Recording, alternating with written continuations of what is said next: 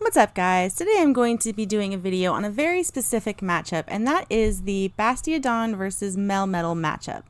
Now, I know what you're thinking. This is usually a pretty easy win for Bastiodon. If you go into a Melmetal, really the only thing you need to worry about usually is not blocking a flash cannon, and most Melmetal don't actually have flash cannon at this point. And so we are going to be taking a look at a way to win versus Bastiodon as a Melmetal by optimizing your IVs. And so what this involves is we're going to go into PV poke in a minute and look at the way to do this, and that is having an attack that is above 6 or above.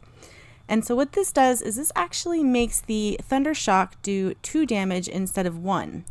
And with proper shielding and proper plays, you can actually win the Bastiodon match as a Melmetal. And so that's what we're going to take a look at. And you can do this while keeping your moves other than Flash Cannon. And so we're not actually trying to face a Bastiodon as a Melmetal. What you would do is just build a team that would draw out an easy win for a Melmetal, like Altaria, Skarmory, Azu. But should you face a Bastiodon, this specific breakpoint will actually give you a chance.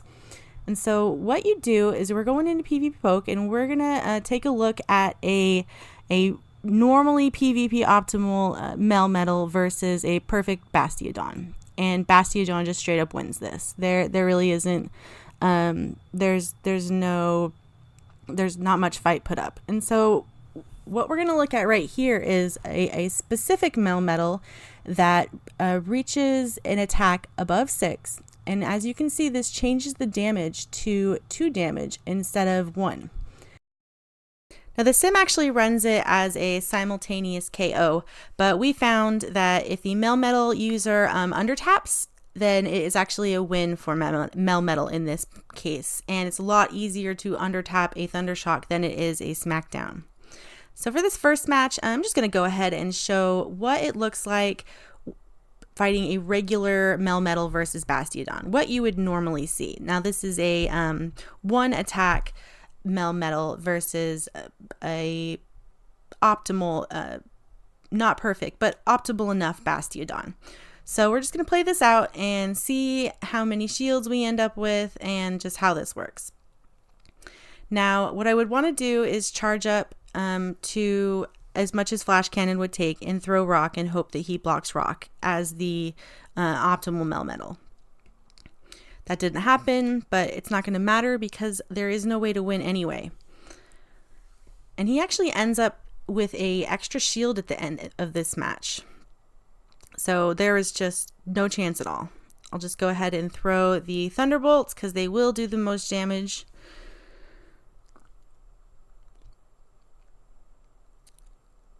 If I wasn't to block these flamethrowers, it would just be a KO, no chance at all. So even with the optimal PvP for the Bastiodon Melmetal, you're still going to use both of your shields, and he is going to use both of his as well, but you will still win. As long as you play it right, there is a way. And so basically, we are just giving ourselves every advantage we can in what should be a lost lead scenario. So as you can see, normally the Melmetal just has no shot. Bastiodon just eats him up for lunch. Now we are going to go ahead and look at what happens when we modify our Melmetal. This Melmetal has got an attack 7. It's going to be doing 2 damage. And if played right, we know it can win. So the only way a Bastiodon should block against a Melmetal is if it's got Flash Cannon. And so he's going to go ahead and charge up a whole bunch of energy and make it look like he's going to throw a Flash Cannon. Get my shield out. So at this point, you're Bastiodon and you have blocked a Rock Slide. You're thinking, oh, all right, well, it means he probably doesn't have Flash Cannon anyway. So we could probably escape this without blocking this next one. Just go ahead and tank it because we're still Bastiodon. So he'll just go ahead and throw that Thunderbolt, and does a pretty decent amount, but we've still got a shield. And we know we're definitely going to be taking his. So as a Bastiodon, most people would just stay in this situation. But for good measure, throw a shield, and uh-oh, it was a rock. So now we'll just take his last shield. And at this point, Toshi had a shield still, and I am now down 2. And his Thunder Shocks are doing a lot more damage. Over time, that fast damage builds up. And it makes it so in the end, you're just not going to need 2 Thunderbolts. All you have to do in the end is connect 1 rock. And as a Melmetal, you win this match. And you win it pretty hard. You actually have some health left to go into the next guy. And it's just a situation that not many people are prepared for. A lot of people are not going to give up both shields for a Melmetal. Now there's definitely a few things that are going to be very important to remember, and that is that you can still easily lose. Now if they are to not block 2 of your rocks, you're done. That's used up a lot of your energy, and you're going to end up giving bull shields and still lose. And so what you need to do in that situation is have a plan as if you were a regular Melmetal and swap out, or have a plan to farm. Just something that makes it so you don't give up 2 shields and still lose. Now you aren't trying to face Bastiodon here, you are just trying to escape what should be a lost lead. And another thing I wanted to touch on was this optimizing IVs for winning specific matchups can sometimes make it so you are sacrificing other matchups. I checked the mirror, I checked Probopass, I checked a few matchups that I thought changing your Melmetal from a typically PvP optimal to a slightly higher attack to win this. I couldn't find any matchups that it did sacrifice, but I'm sure there are some out there. And so whatever you're concerned about, it's going to be some due diligence. You need to check your matchups when you are optimizing IVs like this, and be prepared that it can change mirrors, it can change other matchups, matchups that are close. Just something you need to be aware of. This is very specific kind of IV optimization. It's really just letting you be aware of the different options that you do have. Just little things, because sometimes winning that lead can really make a difference to the rest of the match. And so I hope you guys have enjoyed this and maybe learned a little bit.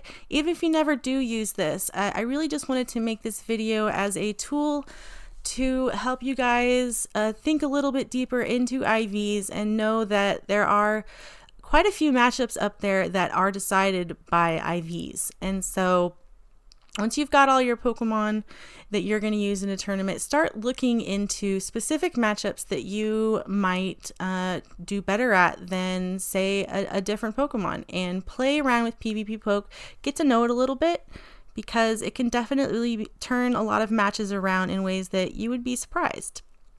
And so I wanted to thank a friend of mine, Ice9 Ursine, really for the massive help in making this video. It was his Melmetal that sparked this whole thing, and he has been instrumental in all the testing that really went into this. And so I would definitely consider him, he is my coach, and I can't thank him enough. So I hope to see him in lots of upcoming videos. I'm sure you guys will see him at the top of some leaderboards. He was quite high ranked in season 1, top 100 just about the whole time.